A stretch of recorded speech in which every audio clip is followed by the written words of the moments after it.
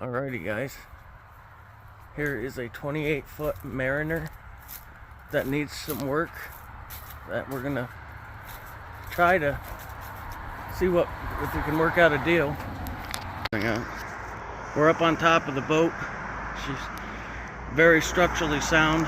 She needs a good cleaning and a lot of sanding and varnishing to do, but she's a solid rig. Let's check out the inside.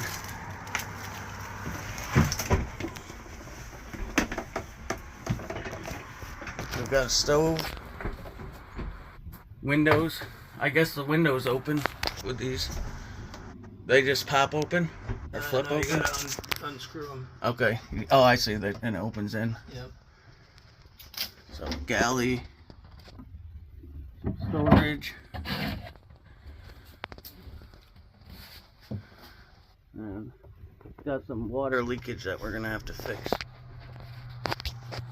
We think it's coming in by the tow rails. But all in all, she's a beauty.